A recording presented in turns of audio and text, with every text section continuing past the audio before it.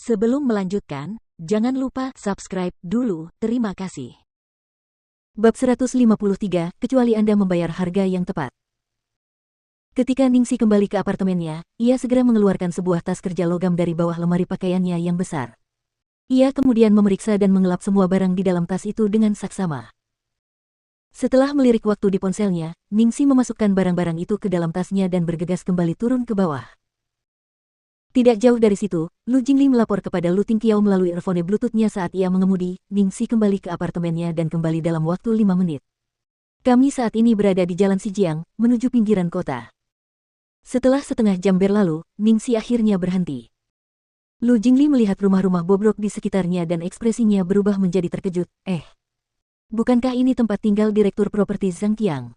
Apa yang dilakukan Ningsi datang ke sini sendirian? Tentunya dia tidak akan membujuknya. Bukankah itu terlalu naif? Nyalakan kamera mata-mata. Melalui earphone Bluetooth, pria itu memerintah dengan nada dingin dan galak.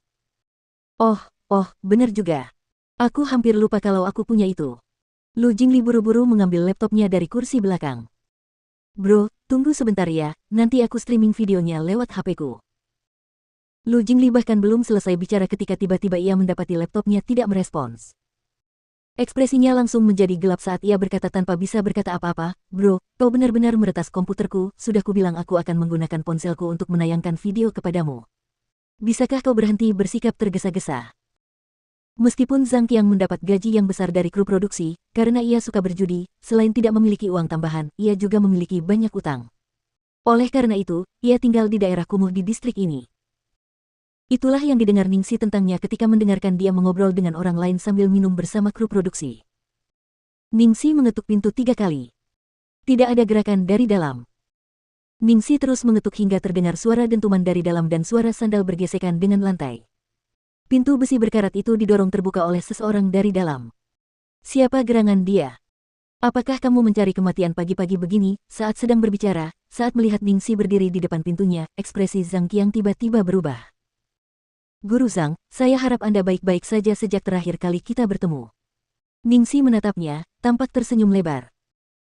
Zhang Qiang ingin menutup pintu, tetapi setelah otaknya bekerja, dia berubah pikiran dan berkata dengan malas, "Aku penasaran siapa orangnya." "Jadi, dia si cantik Ning. Masuklah."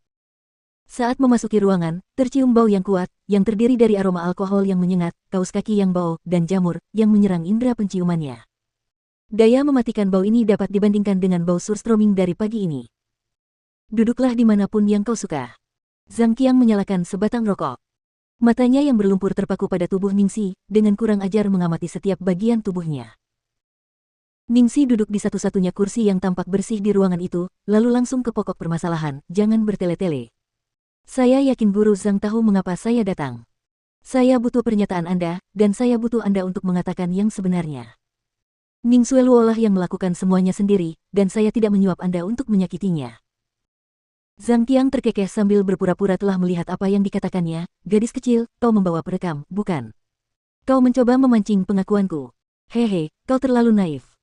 Maaf, apapun yang kukatakan kepada wartawan adalah kebenaran yang sebenarnya." Dia memasang ekspresi tak tahu malu saat kilatan cemerlang melintas di kedalaman matanya, "Kecuali, kamu bisa membayar harga yang tepat." Mata Ningsi sedikit menyipit. Dia sudah menduga hal ini akan terjadi. Zhang Qiang ini pasti tidak akan bertindak terlalu jauh setelah mendapatkan uang Ning Xueluo.